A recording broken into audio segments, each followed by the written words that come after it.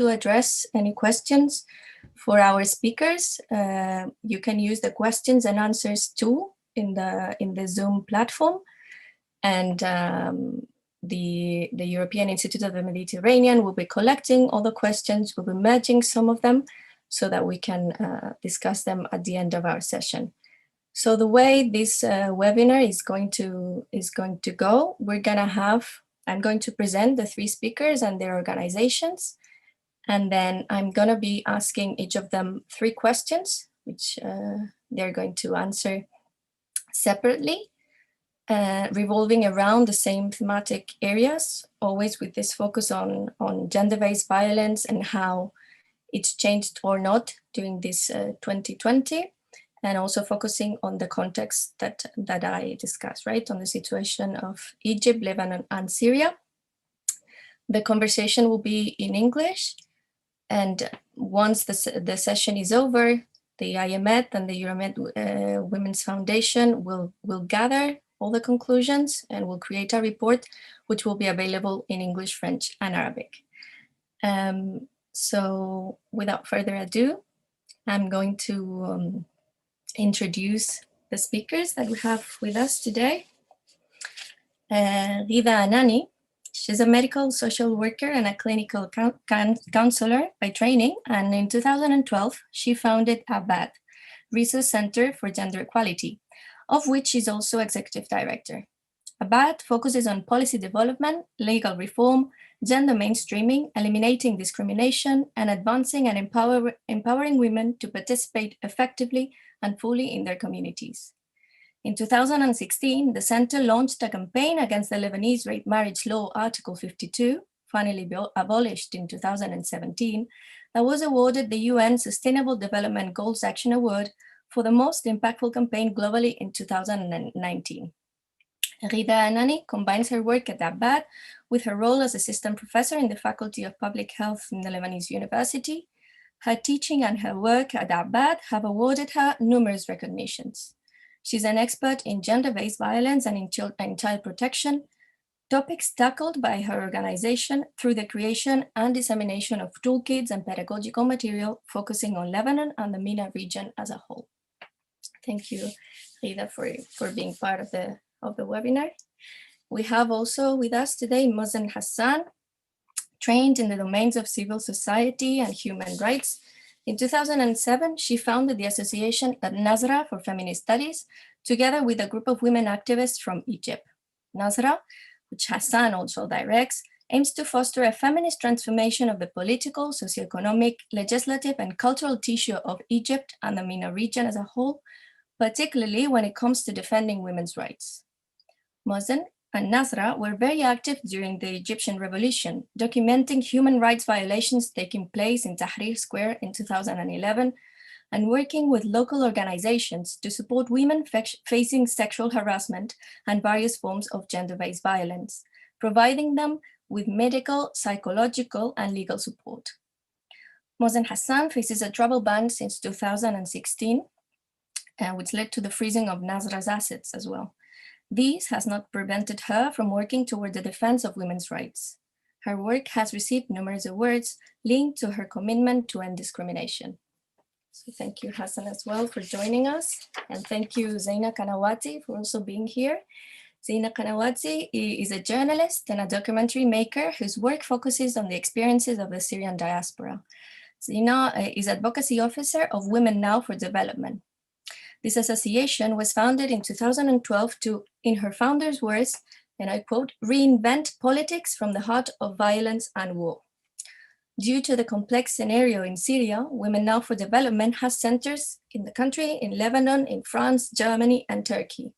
This diversity of locations gets explained by the logics of mobility imposed by the Syrian war, which have led many Syrian women to live displaced. With the goal of bringing together Syrian women from different backgrounds, Women Now develops initiatives that tackle different domains. They have microeconomic projects, education and training programs directed to children and for the empowerment of women, health awareness projects, literary courses, and political and decision-making programs to fight against the discrimination faced by Syrian women within the law. They follow a bottom-up and a grassroots approach also shared by Abbad and by Nasra for Feminist Studies. So thank you very much, the three of you. I hope that we'll have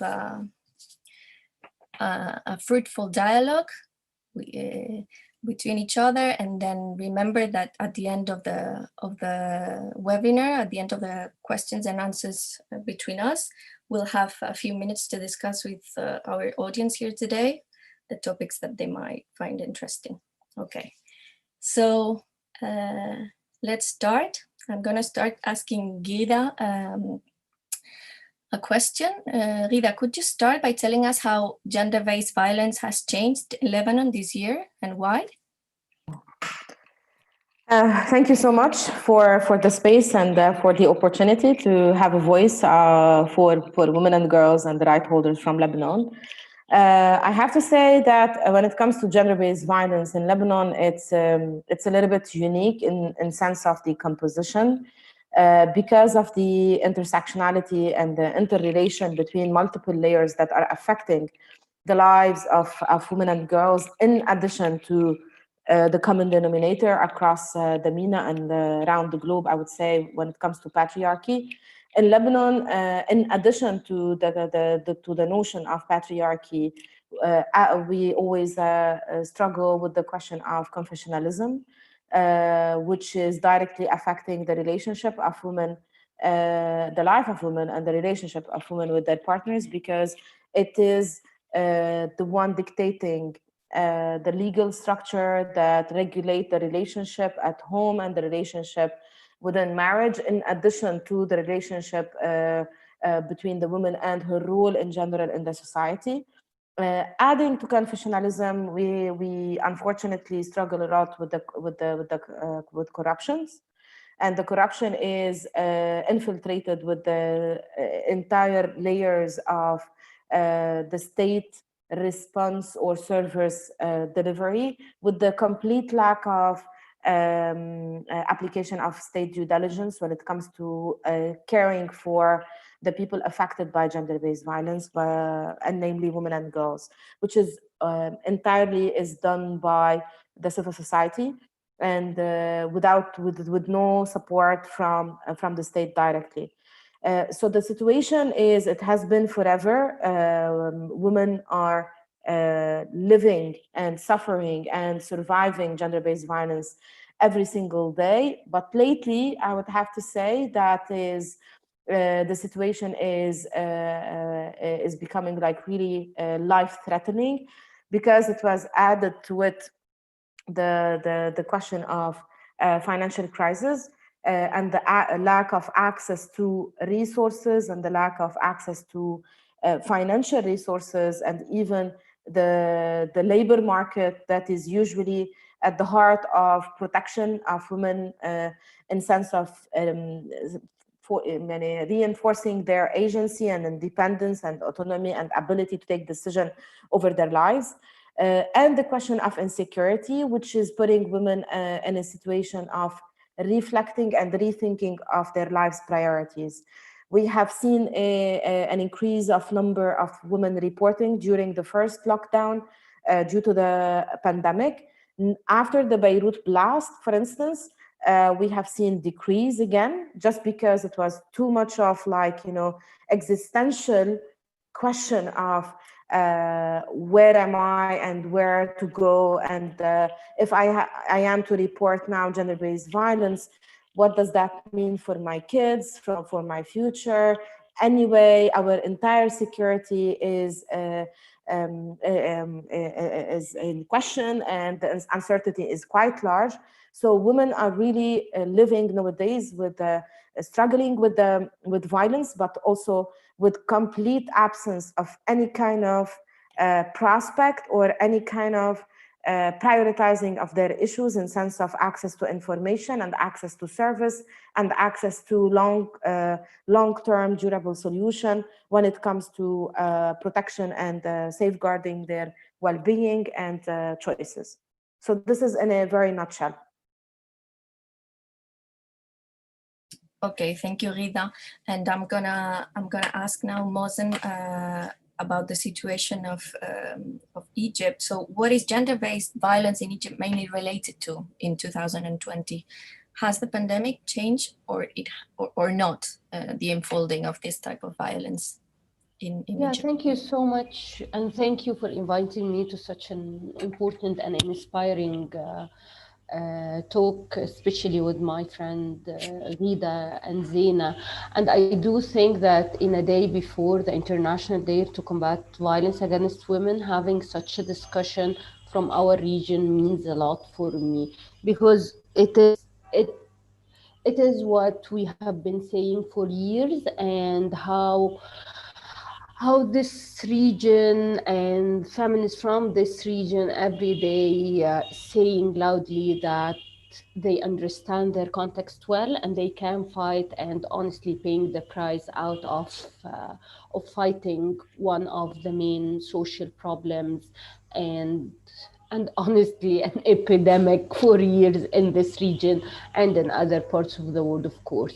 And in Egypt now, I'm always saying that, do we have to explain gender-based violence, or it is already explained and we have to focus how the feminist movement are working hard to change and to have the situation different and better. And because I'm a person who are always proud to be part of this movement in my country and in my region, I'm always thinking that it's important to see how the feminist movement have been working for years in my country in order to change and give a better situation for survivors, and honestly for the whole society healing from such a problem like gender-based violence, and especially sexual violence in Egypt.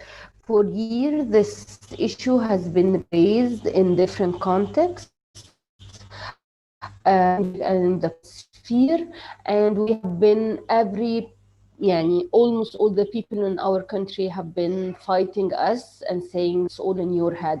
And every day, our narrative is being true, and Egypt for months has been on fire because different sexual violence incidents have been happening in different places, and we already found women and young women coming from places which most of the people have a stereotype about them, that those upper class women, AUC, who are part of the American University in Cairo, and they are coming forward, speaking up about what's happening, and also building on the work of the feminist movement, which has been happening in years.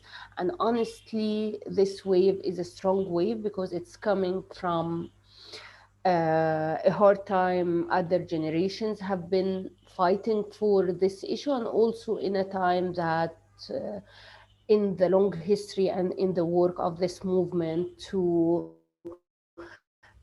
have a national strategy to combat violence against women, even if it's not implemented well, having a public discussion about amending articles in the Egyptian Penal Code, and trying to work hard to have a law to combat violence against women in the public and the private sphere.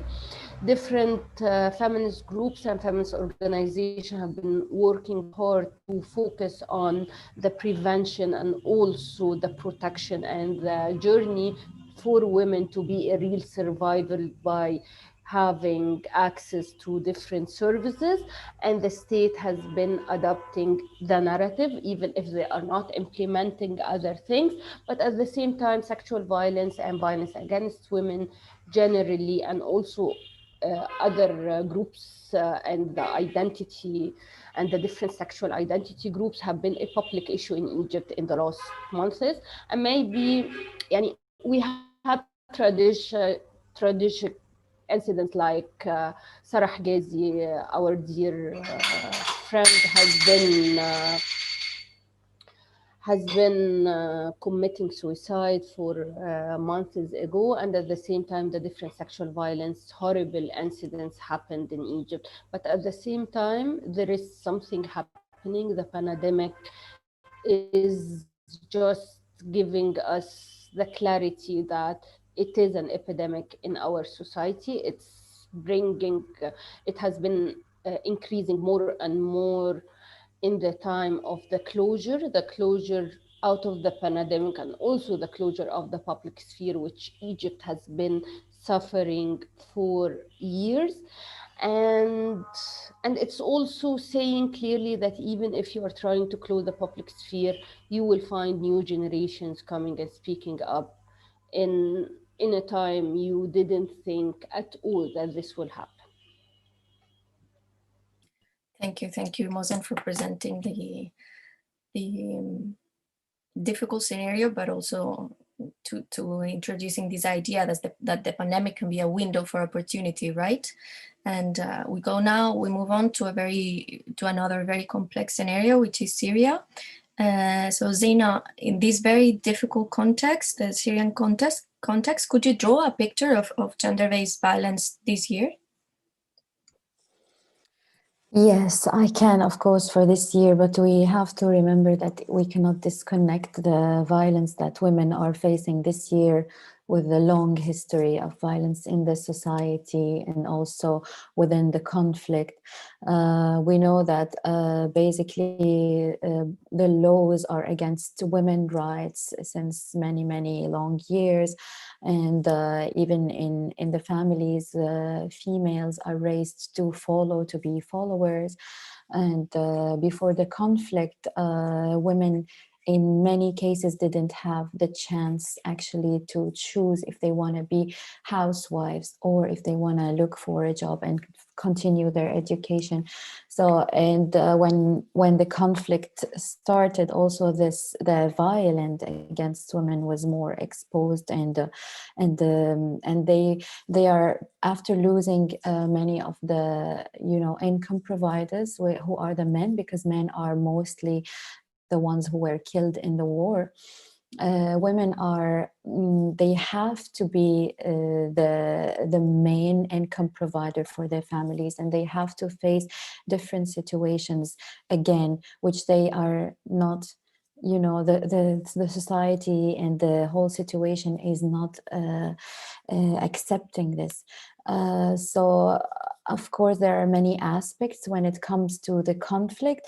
Women are being sexually harassed to get jobs, to even get human aids.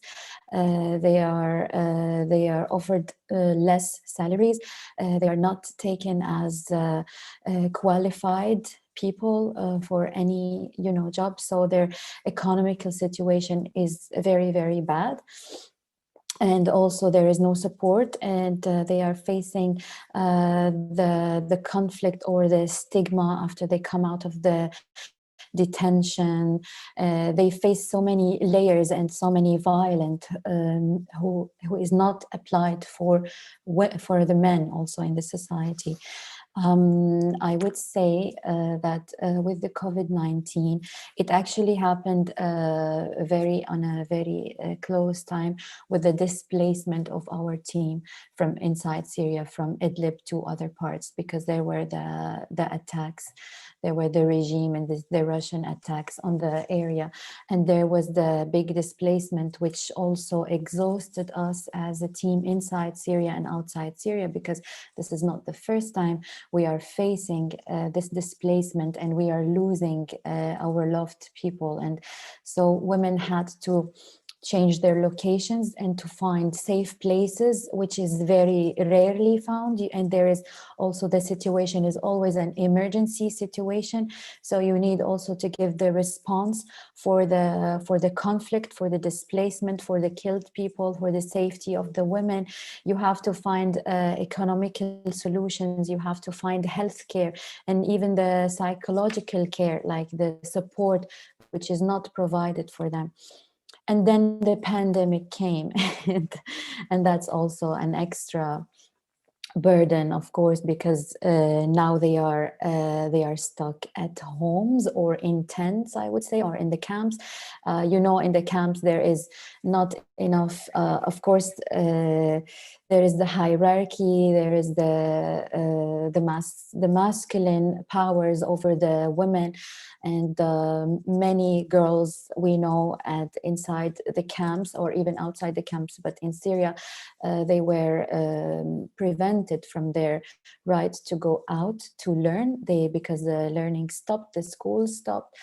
And of course, this exposed them again to child marriages, to, the suicidal rates among teenagers, female, like young girls, is also becoming higher.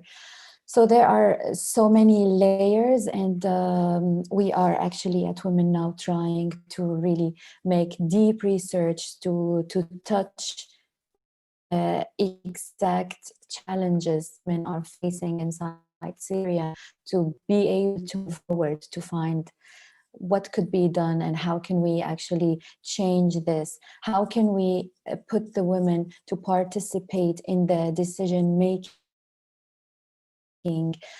directly affecting their life? Thank you.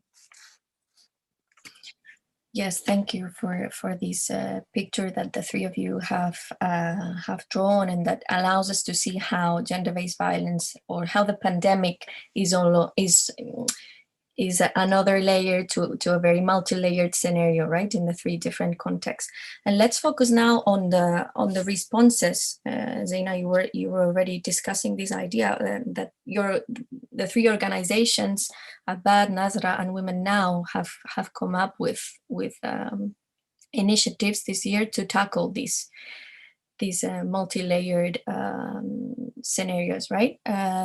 So Rida, let's start with you. Can you tell us a bit more about the initiatives implemented by Abad to counter gender-based violence throughout the different stages, through which the country has been in 2020?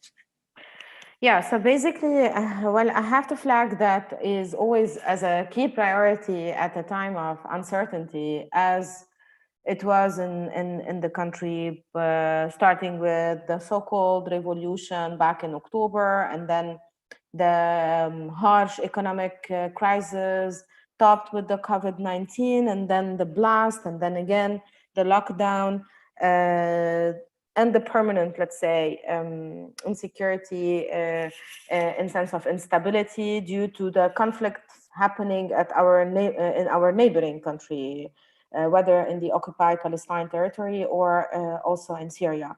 So all of this, for us as activists, is always at the heart of the question of what can be done, but in a way where life-saving is the key priority, how we can ensure that women access information despite all odds, how they can continue to access quality holistic care services in a sense while preserving their dignity, and they should be informed about continuation of services despite the lock in the country at multiple levels.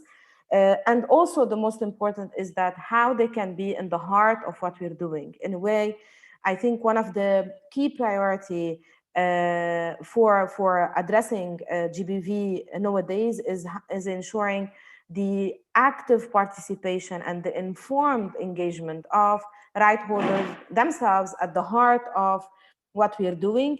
So it's not only about survivor-centered approach, it should be becoming people-led approach, because priorities are quite large, and picking and choosing what is really what they want on that front is key. And lastly, which is the question of accountability and ensuring like feedback mechanisms, or a sense of not only about the complaint mechanism, but also feedback where their voice is reaching policymakers, decision makers, so they can feed into what is to be done with the lack of space in sense of resources, time, priorities, even like, keeping the agenda of GBV as a top priority on the table of decision makers in the middle of everything that is happening.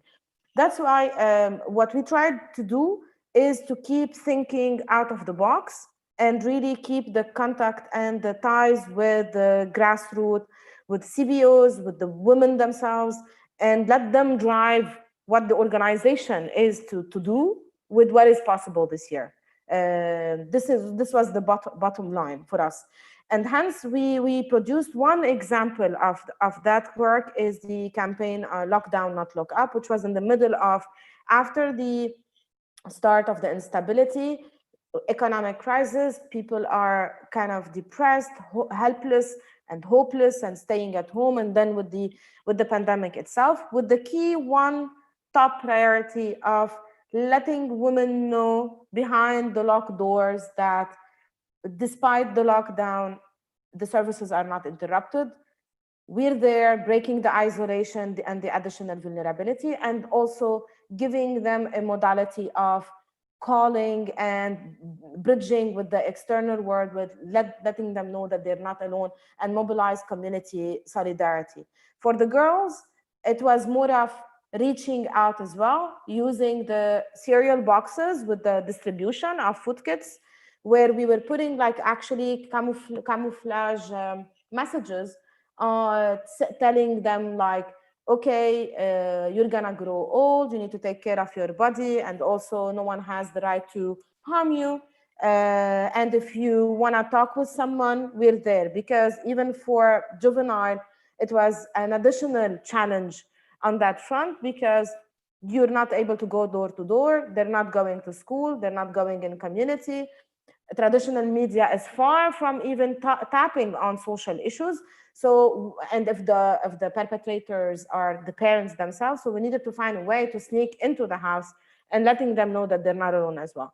For the lockdown, not lock up, it would be great if we can just share the 1-minute case study, because I guess colleagues around from the region and around the globe, it would be easier to see what we're talking about, what we try to do, that helped a lot in reaching out to survivors and keeping the ball rolling, in sense of keeping GBV in the heart of the priority of decision makers in the country. So if we can share it, please, Joanne, it would be great. The case study one. Okay. The coverage report, the second link. Mm-hmm. Let me.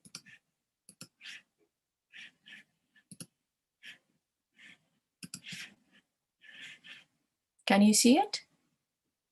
Yes.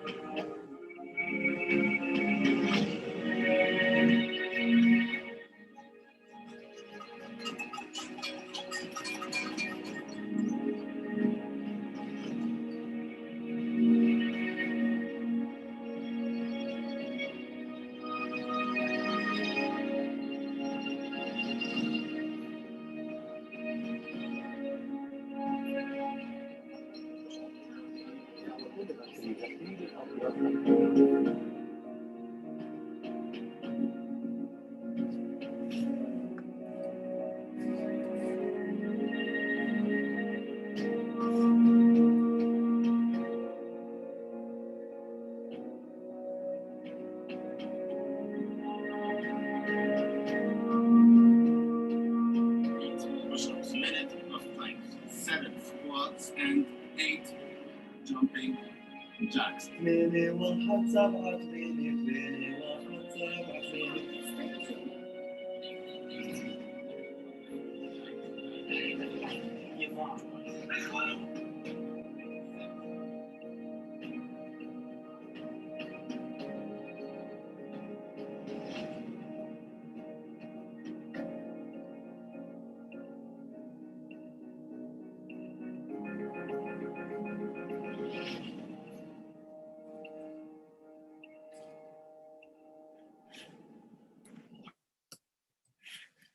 Yeah. Thank you. Thank you, Joanne. Thank you for sharing this video, and yeah, very impressive. Oh, let me pause. Yeah. So I would like to ask Mosen now about Nasra's response, Nasra for Feminist Studies response to gender-based violence in 2020, if it has connections with what Abba did, how different it was. Yeah, I think it's important also to see Nazra's responses within the movement in Egypt, because one of the things I really believed in my life, and it's paying back all the time, that it is the power of the movement which is different and doing different things in certain time. And also this is the belief that you can see and understand the new waves and new responses happening from your country, and also the amazing work from our region. فنظرة has been working on its يعني work on certain issues within the violence against women, based also on our situation, which is so problematic than other feminist organizations in our country, that we are not we have an asset freeze on our organization, and also on me personally, we have a smear campaign against us all the time, and the crackdown on civil society and human rights movement and feminist movement is not stopped, but it's continued until 2 days ago. Our colleagues from the Egyptian Initiative for Personal Rights have been kidnapped, and they are in prison now. So we have been focusing on different things. One of the things that to highlight and continue saying that this is not a new thing, because it's always important as feminists to keep saying this, that people love, and I think it is part of the patriarchal mind of set, that they are always surprised by any incident as if it is a new thing, and as if it is, wow, it's happening, so we have to go from the beginning every time. And this is also the importance of the movement, to remind all people that it is happening. It could increase in certain time, and at the same time it could also be under fight, and we can eliminate it, and it could have new forms and different forms, but the issue itself is happening. It's not in our heads, and it's not every time, it's not the new thing. And this one of the things Nazra has been keeping saying this from the beginning of the pandemic. One of the things is always responding on how the issue of violence against women within a pandemic, and this multi-layer of understanding violence against women and gender issues is so important in such time. We also, because we have a long work on the issue of women human rights defenders, we published a checklist for how to deal with female prisoners in such a pandemic time, and also reminding all the world and our own society of all those amazing women human rights defenders who are in jail now just because they wanted their country to be in a different situation, and at the same time how it's so complex to be in such a time in a pandemic and in this lockdown for everything, and they are being in jail. So we launched this checklist, and at the same time we continued our campaigns to highlight women human rights defenders in our country, and honestly in different places in the region. And we launched one of the campaign which called Let Her Call Her Mom, because the prisons have been in lockdown for more than 5 months and a half, and we knew nothing about the prisoners in. So we asked the government, and we asked not only the Egyptian, but also we did this campaign in different places in the region, like our colleagues in and dear feminists in Saudi Arabia, by this campaign, let her call her mom, because it is their right and the right of their families to at least hear their voices in such a pandemic time. Also, we are focusing on how we are seeing the gender perspective of uh, of the pandemic, and how also women can understand it, and the well-being and the psychological part is so important. So we launched a series of drawing, and also, honestly, it's a serial of called Lubna and Her Family, and it's in Arabic, Lubna وعيلتها, about the pandemic and the gender-based violence, and and how women can cope with the pandemic generally and the violence part. And honestly, it was so fun thing for us also to see how women can respond, and also in this holistic approach from the gender and masculinity approach of the pandemic, and how women can understand this and see some of the coping mechanisms, which if you are not be able to go or seek psychological help, how some well-being tips could help at this time. Also, we have been and this is one of the things about seeing how the feminist movement generally, because this is about combating a problem that you're not seeing yourself alone.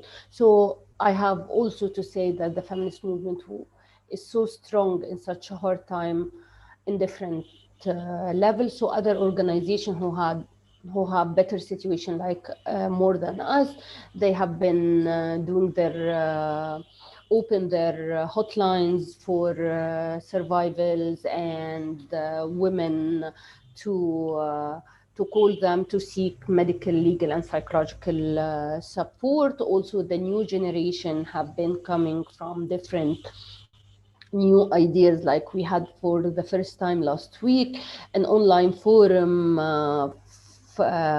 focusing only on sexual harassment, and how the other generations and older generation have been supporting those young generation even on the scene or behind the scene, and mentor them. And because I really believe that this pandemic brought, and they have been speaking about one of the core issues of the feminist movement journey is solidarity. I have been seeing this solidarity from our feminist movement in the region, seeing what's happening in Lebanon, and seeing how the other part of this region and internationally have been in solidarity with our friends and our feminist fellows in Lebanon, in Syria, in Yemen, in Sudan. And doing this, and in Saudi Arabia and in other places, Tunis and Algeria, and how we have been building and continue working on this constructive solidarity. So how all of those people have been in solidarity with us in Egypt, and we have been in solidarity with them, and doing joint work in this hard time, and seeing all the world talking about solidarity. I believe that I choose the right movement to believe in, which is the feminist movement. We have been doing this for years. Thank you. Thank you, Mos. And I think spaces like this one that we have created today, right, which allows us to share reflections, to share practices, and to see how, you know, the feminist movement is goes beyond borders of any kind, are really important. I wanted to point out to the audience that the three organizations have recently released material documents that are available at the Euro Mediterranean Women's Foundation, and that you can read. which focus on the hardships experienced by the associations this year, but also on recommendations, on measures, on initiatives undertaken by Abad, by Nasra, and by Women Now for Development, which allow us to see these solidarity networks as well that have been created, are being created across the Euro-Mediterranean space, right? And now I'm gonna ask Zaina a question which ties in with what I just said. In this report released by Women Now for Development recently, you point out that Syria has become an eminently female society, and that women should be considered as actors taking part in the response to gender-based violence, which intersects, as you said, with both the conflict and the pandemic. What initiatives, can you tell us about the initiatives fostered by Women Now for development towards this end? Thank you. Yes, definitely.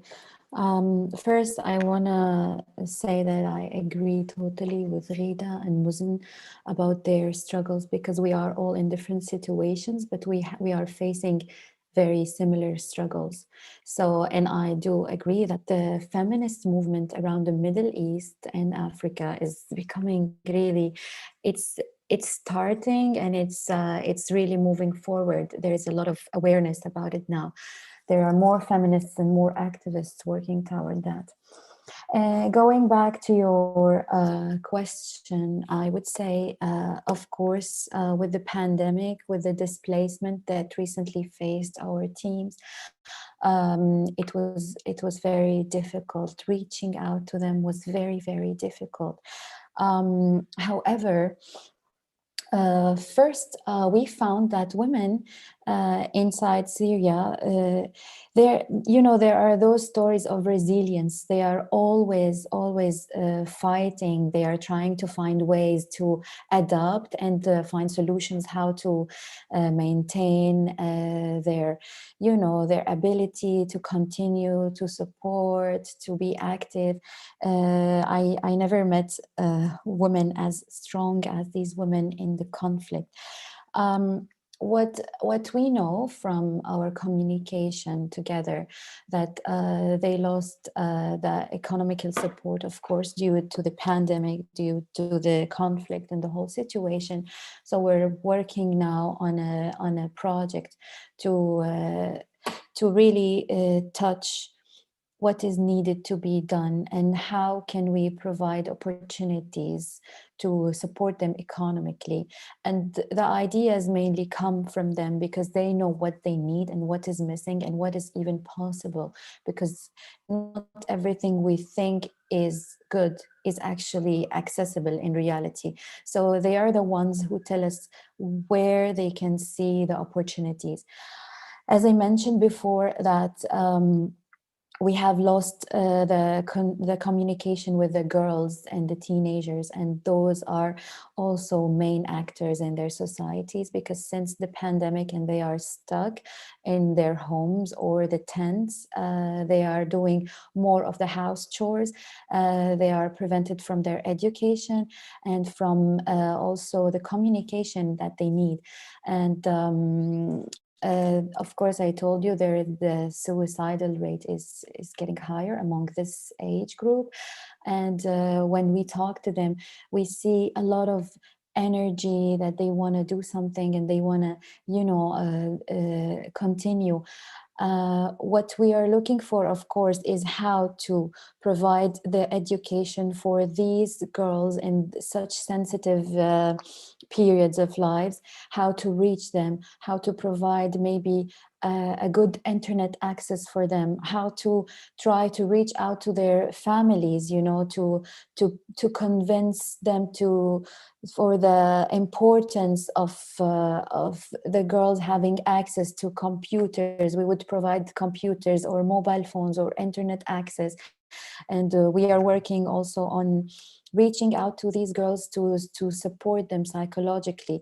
So this is something we do also within the team, that we are always aware of our psychological health, and we're trying to also offer it for the team inside Syria, and also for girls that we don't have the reach.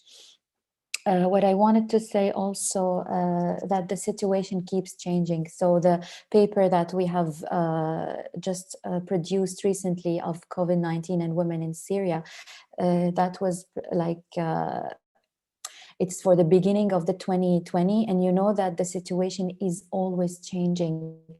There are new struggles every day, and the situation is, there are new problems we're facing, new challenges, and the shelling and bombing of the areas inside Syria is still continuing till today.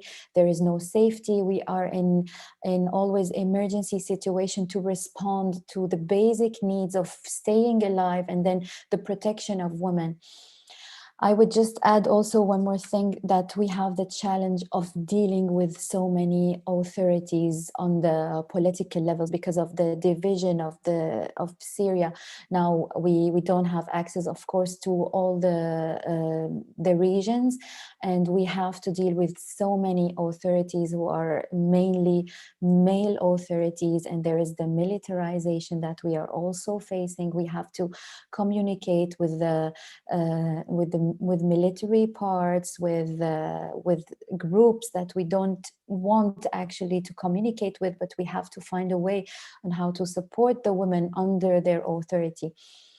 So we are always working. We are trying to confess on the participation of women on the political level, on the decision making, how to reach out to these authorities and make the women have voices, and you know, because only women can reach to certain groups of the society. They are able to reach the children, the girls, and the single moms, the divorced cases, the women who were abandoned by their families, by their, you know, care providers, and also to the marginalized groups, you know, from different parts, because only women can reach that. So no real change could be happening without the participation of women. Thank you, Zina, for that important idea. The three of you have underlined that in this complex 2020, civil society organizations have played a key role, right? And you have felt that the state has not always been part of the response, or has not been active enough. So let's talk about which policy priorities you think could be put in place in order to tackle the multi-layered gender-based violence after COVID-19. Rida, would you like to start?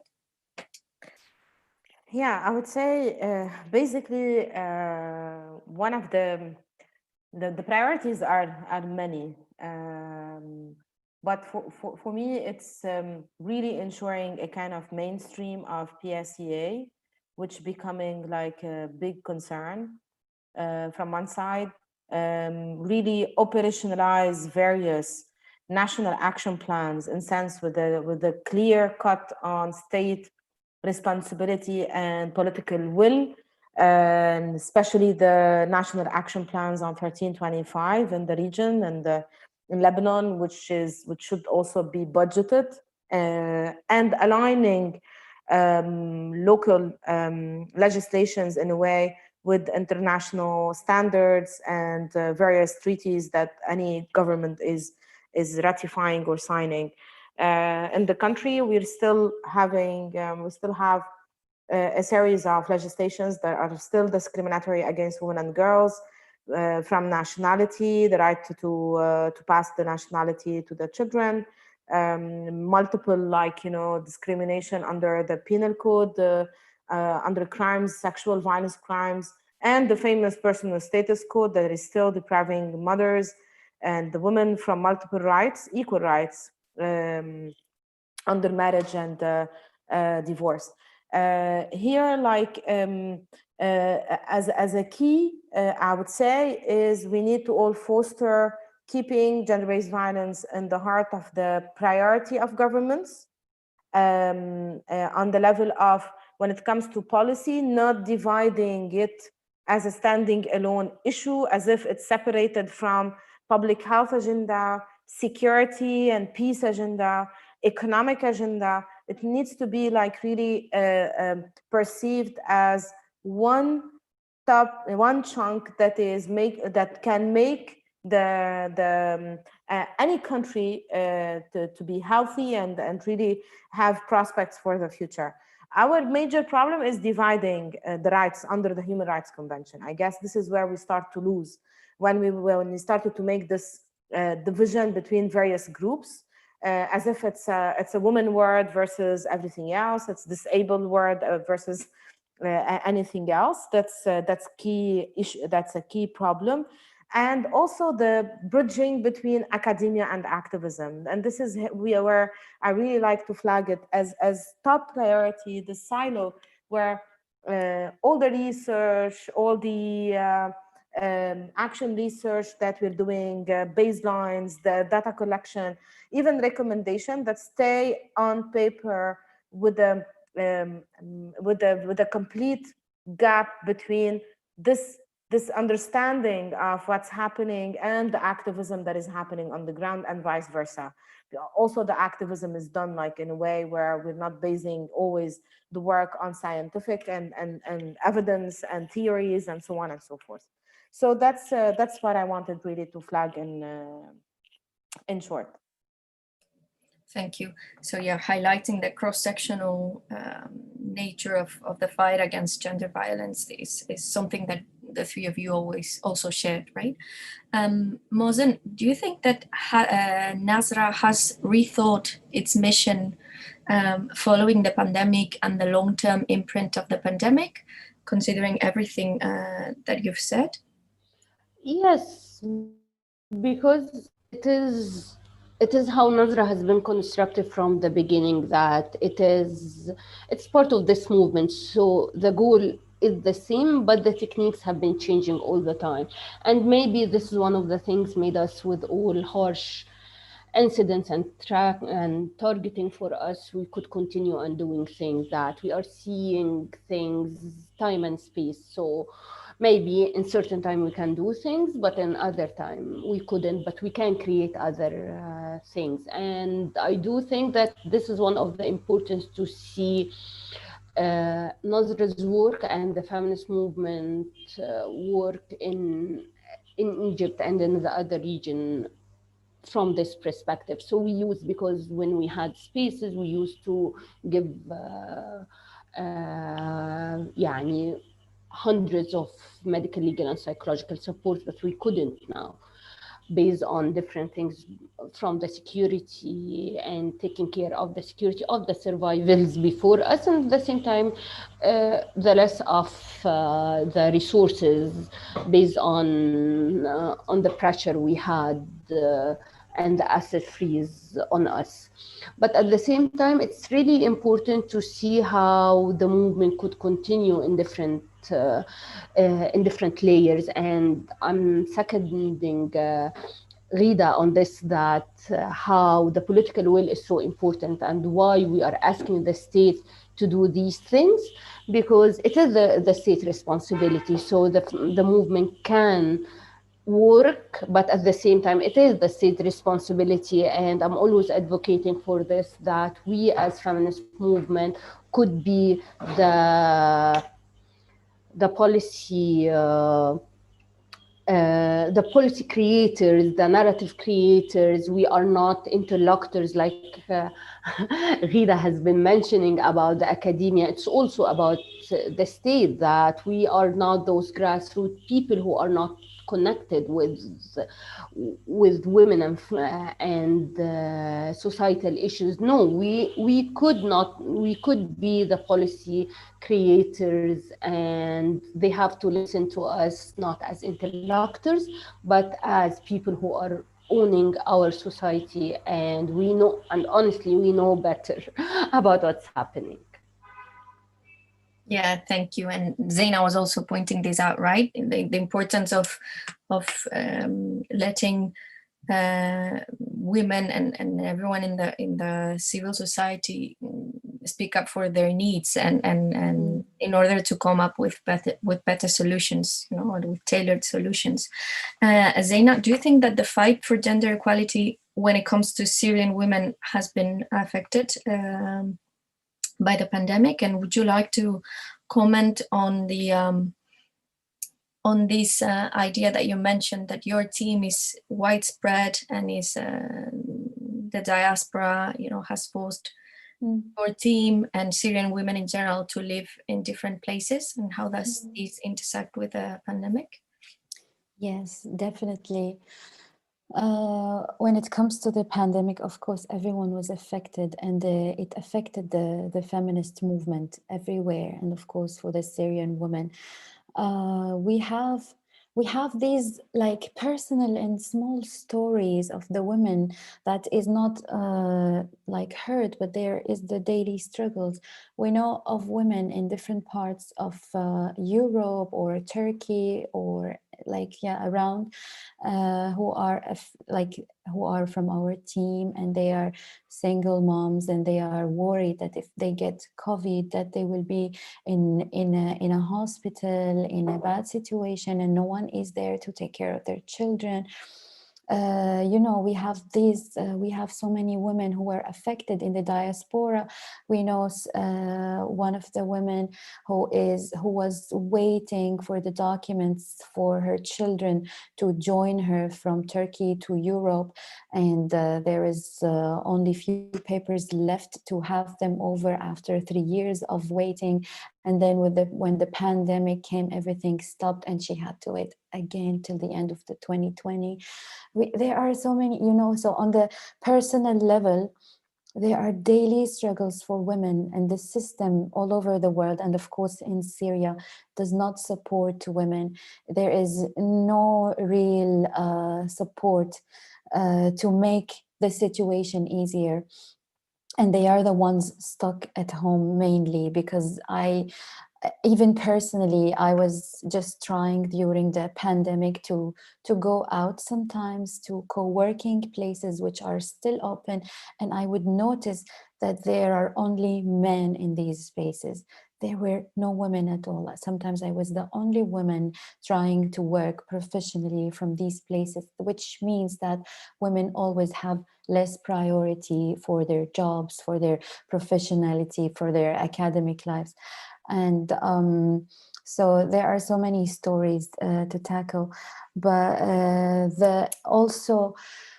when coming to the feminist movement in general, I know that there are these struggles, and we cannot be as active as we want. We can't reach everyone, but also there is a big solidarity movement between the feminist movements from the Middle East and even around the world.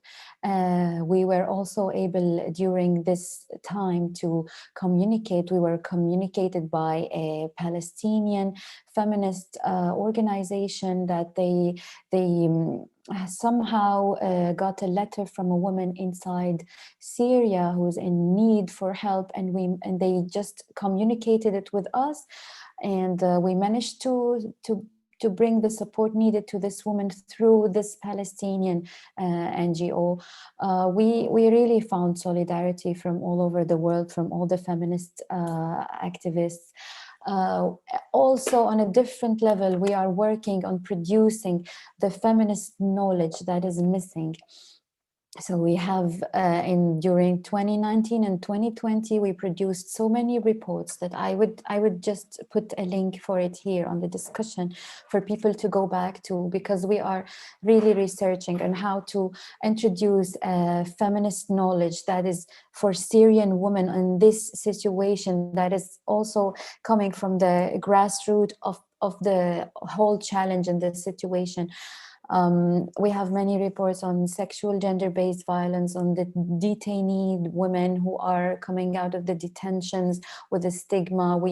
There is a lot of production. So we are trying to work on the ground, and we are trying to work also on the academic level to make these lines, like, you know, going together.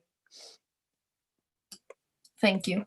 And I would like to believe that the discussion that we just had or that we're having is contributing to producing this knowledge that you're mentioning, right? And is allowing us to see how gender-based violence is a generalized problem, crisscrossing all the parts of this Euro-Mediterranean space that we inhabit, but is also tied to the specificities of each context, right? And I think that your interventions have allowed us to identify common goals, common problems, but also how through the creation of these solidarity networks that you are all mentioning, we can come up with real and effective solutions, right? So thank you Can I all say for something, Maritzel? Just a Sure. last thing. I would like to mention that since we have published about the webinar, we were asked many times about having this webinar in Arabic, since we are talking about the women in the Middle East. And I know that it wasn't possible all the time. I know that, but it's a great chance that now we are on Zoom and we have the opportunity to reach out to the women in the ground and to also involve them in such discussions. And of course, this is not criticism, actually, it's just for us to all try to think about it more and how to involve them now that there is this chance. Yes, thank you, Zaina. Well, I think this is the beginning of a long exercise of communication, right? And we can take it as an opportunity to identify that there's the need to have these kind of conversations, which must be multilingual as well. So I hope that the opportunity will arise where we can keep this conversation going in different languages. And just a reminder that we're going to produce something out of this, and it's going to be disseminated in Arabic as well, because as you point out, it's really important to spread the message in as many languages as we can. So thank you all really for this very fruitful dialogue and conversation, and let's open it to the audience. We have received many questions, so I'm going to read a few of them. We have a few minutes to answer the questions. Let's start with the first question that says, rethinking gender-based violence is only possible if youth are trusted and granted the space they need to have their say and bring their new perspectives to the work done by others. Do you think that is the case in your region? And if not, what do you think can be done to make it true? And this is a question directed to all of you. So if any of you would like to take the floor. I would leave it maybe to Zena, because they have like a very innovative and pioneer model of really engaging youth on the ground. And then I can, if you want, share a few learning from our practice as Abad as well.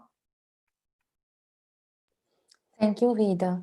Maritzel, I lost the question. Can you please say it again? The question is focused on the participation of youth, right? Rethinking gender-based violence is only possible if youth are trusted and granted the space they need to have their say and bring their new perspectives to the work done by others.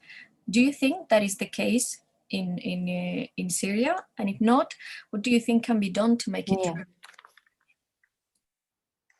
Yeah, that's definitely the case, of course. As Rida mentioned, we are working we're working intensively with girls and teenagers. I would like to mention that in Lebanon, we have the child marriage against child marriage campaign, which is led by the women and girls themselves who've been through this situation.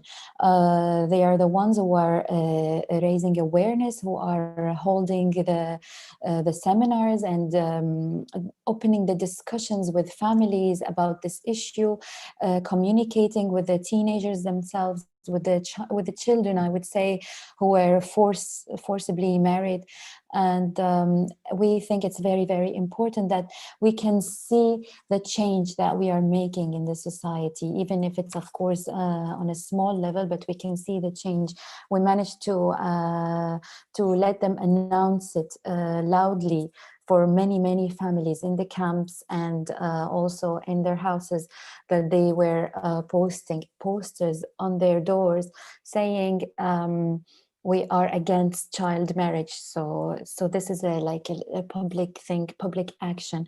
Of course, also for the youth inside Syria, I have mentioned before that we are always providing these clubs for girls where they can learn and be creative, but also we try to support them psychologically to overcome all the struggles they are facing. And we listen to them, we listen to what they want. It's not just about teaching them English, Arabic, computer, math. It's also like listening what they want to do more, what they want to learn more. Is it something with the society? Is it something with the computer IT, with, you know, different levels? We had, self-defense courses for girls and for women. So yeah, we're trying to work on this continuously. Thank you. And I see Mozen has also shared her view through the chat. Now, a question. If you may allow me, I will just add one minor point to that, which is the very much importance nowadays to really reopen the dialogue, if you are to engage the youth in the region, not any country specific, with everything that is happening.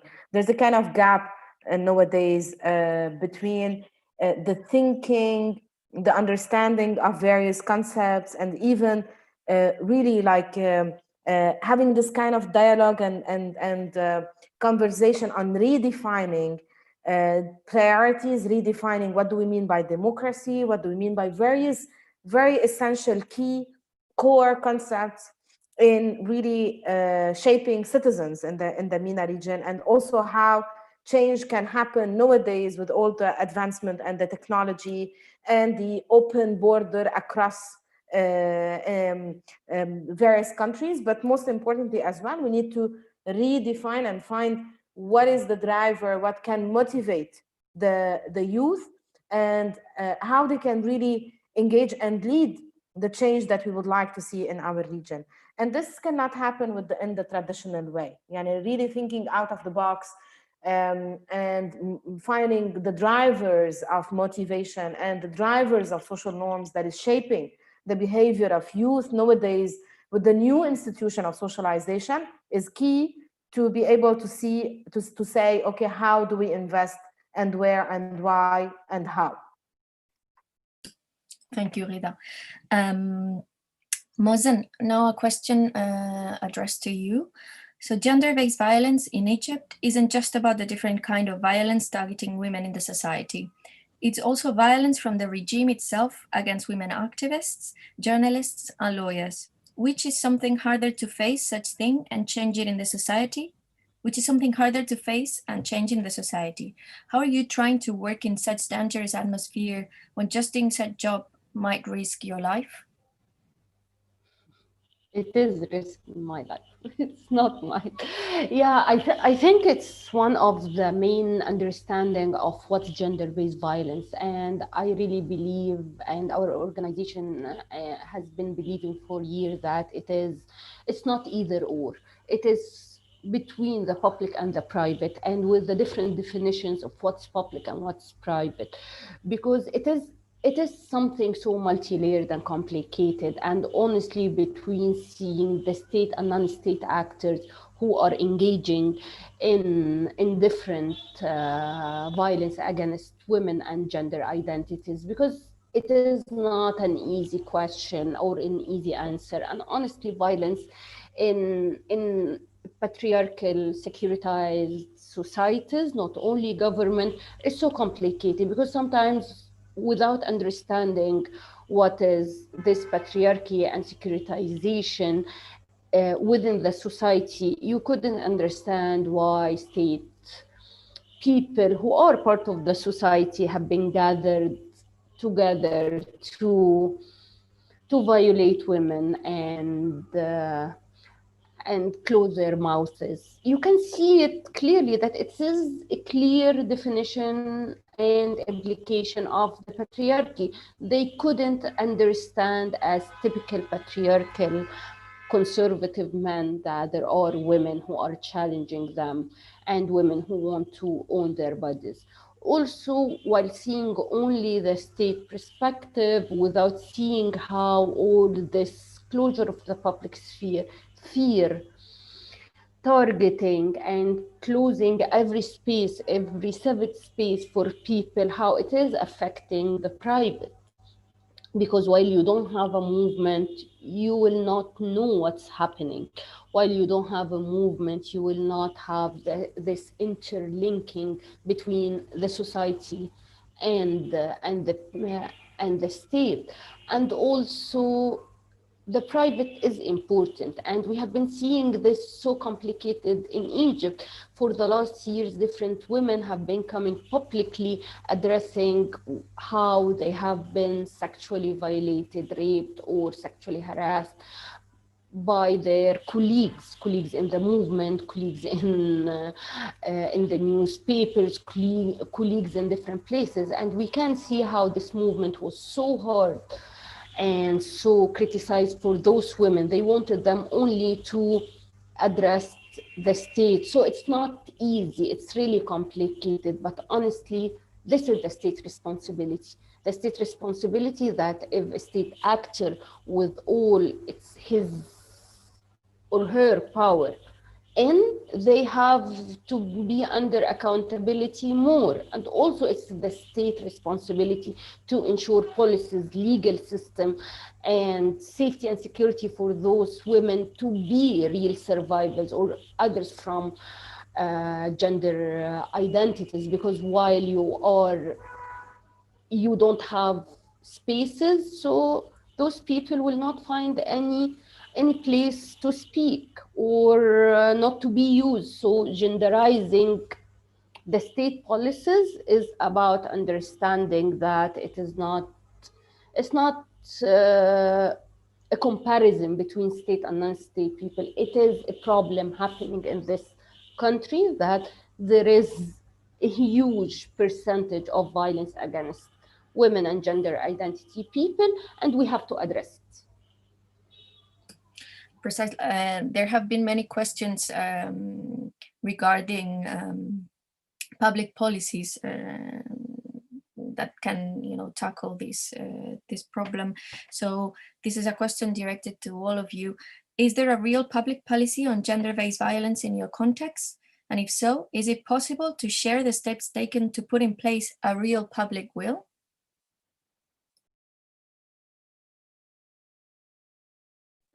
I should be the last really talking about policy and public will in Lebanon. We know how the country is. But I have to say, basically, there is a kind of referential documentations produced, but in my country, actually, any kind of achievement or any kind of gain for women and girls, it's really kind of building blocks. It's very defined by one specific demand, one specific reform, one article to be changed or one article to be introduced, not even a full-fledged legislation, just because we have complete lack of political will at large. The country being highly politically affected by confessionalism and corruption, as I said, and lots of lack of knowing what is out there even. So yeah, that's the situation, unfortunately.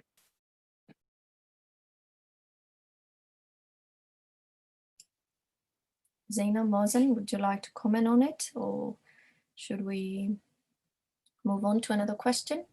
I'm writing because we can save the time. Thank you, Mazen. I would like you also, I would like to hear you, Muzen, also, but I will speak quickly. I want to say that, of course, there is nothing like that you can follow. It's similar to Lebanon, to Egypt, to Sudan, Yemen, and you know, there is even wild world. There is a very, it's always unclear how to, you know, reach to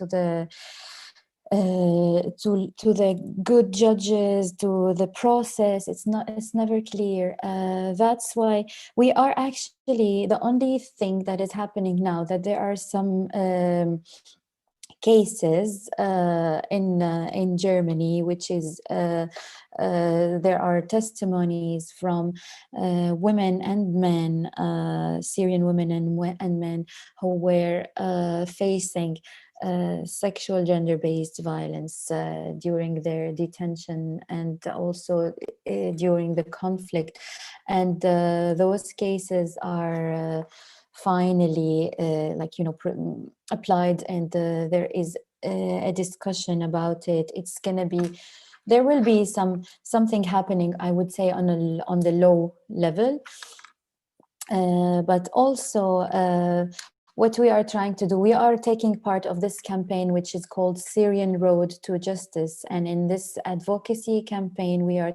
trying to raise the awareness about the topic, and also communicate with the survivors themselves. And we are trying to also prove that what was happening, the violence against women and against on gender-based violence, is always, especially in conflicts, is very systematic. It doesn't happen just because it happened. It's always meant to happen in a special way, in a certain way. So yeah, I think that's from our place. We have also on our website, you can read about the campaign of Syrian Road to Justice to know more. I would put the link here now. Thank you. I see that all of you are using the chat also to add information to what you're saying. So this is a message to the audience. If you want to go on the chat, you will find more information. And now a question to Rida. How much is being done among Lebanese feminist civil society organizations and NGOs in including migrant domestic workers exposed to gender-based violence, particularly following the wave of women being abandoned on the streets? Are they being as included in any efforts of protection?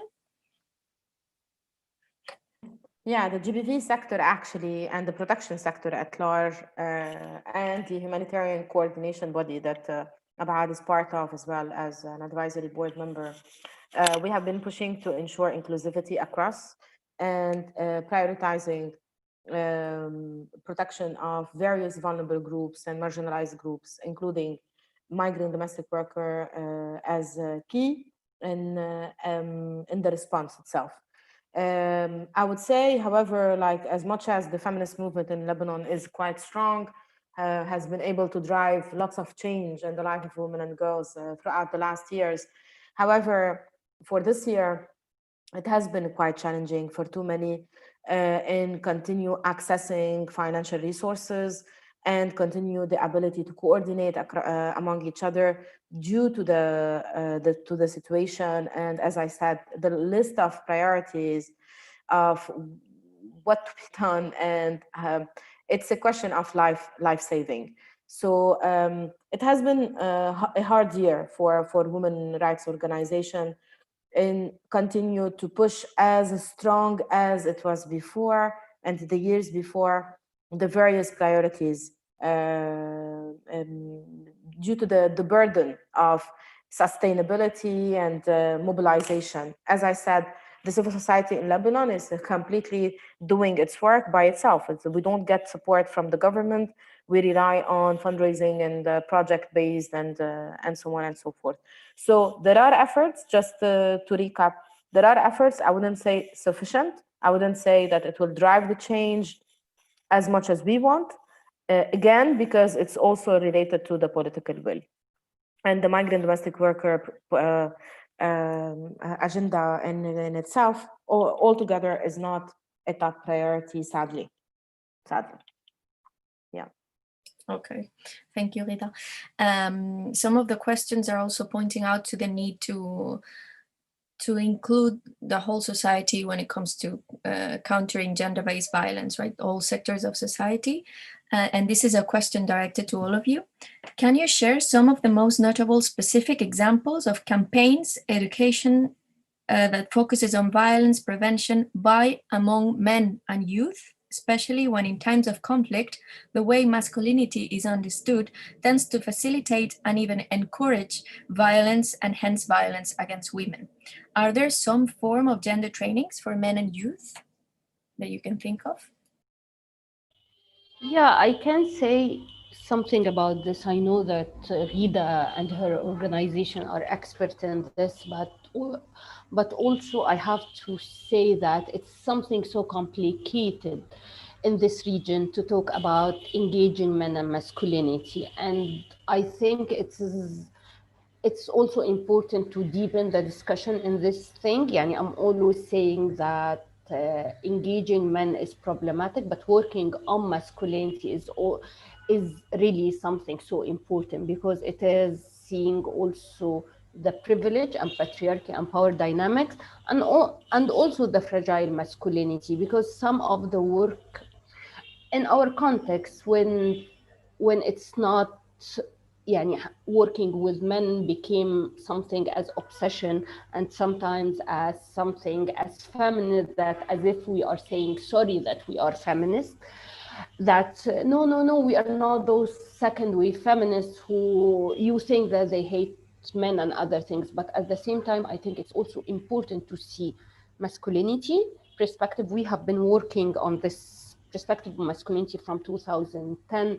We produced a dossier on masculinity. We have been engaging this perspective in all our work, but at the same time, it is masculinity. It's not only men engagement, and seeing this within the power dynamics, the privilege many men have been raised with, and the fragile masculinity, in addition to seeing this masculinity perspective within understanding how the issue of gender identity and queer issues is something outrageous in conservative context like ours.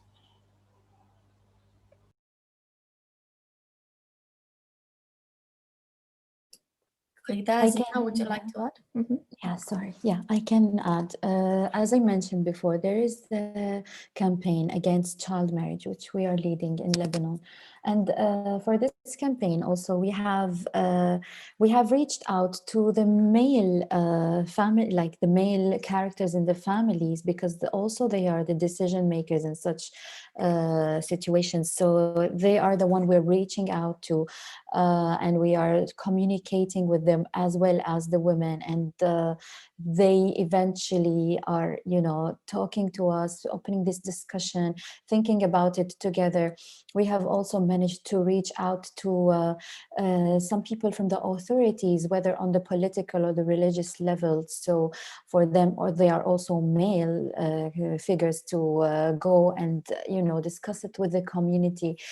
I would also say that in the campaign Syrian Road to Justice, which is a campaign about sexual gender-based violence in detention centers and through the conflict, it's not only about the survivors who are females, because the survivors are male and female, and so they are really they are part of this campaign and the research and the interviews we're making.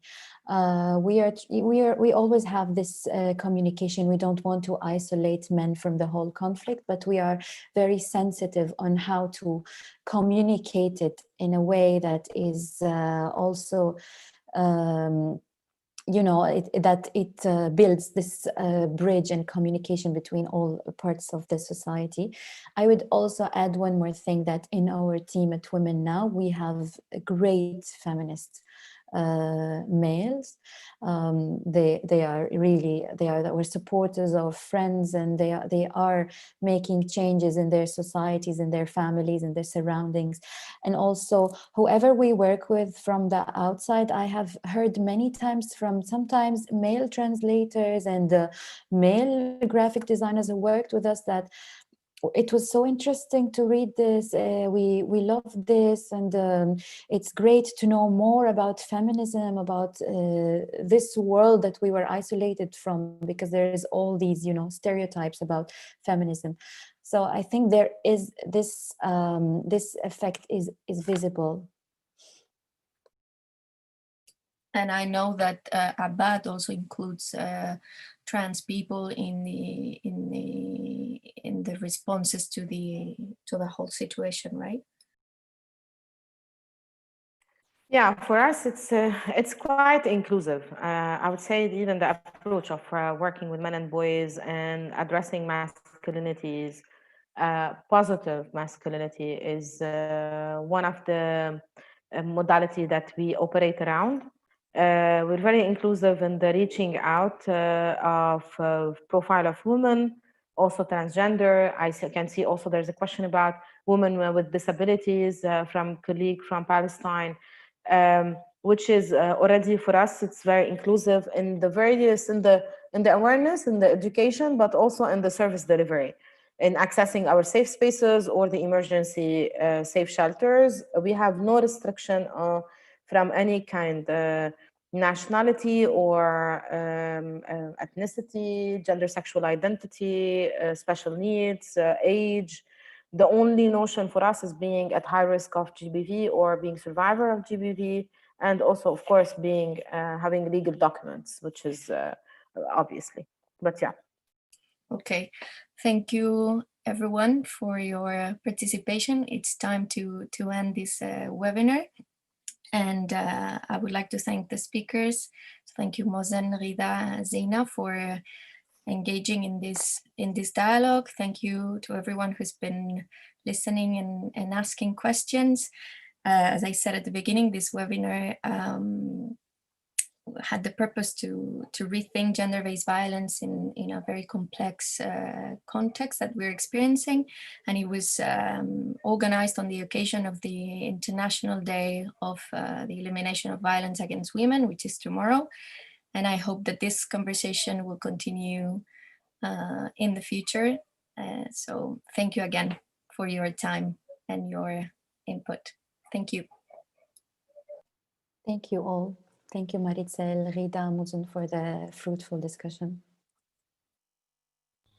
Thank you so much. And I just wrote it. I think different groups in Egypt, our group and other groups in the region have been planning lots of inspiring campaigns for the 16 days of activism. I think we will have important 16 days of understanding how things are working and how the movement have been seeing different issues from their perspective, and wish people safety and well-being.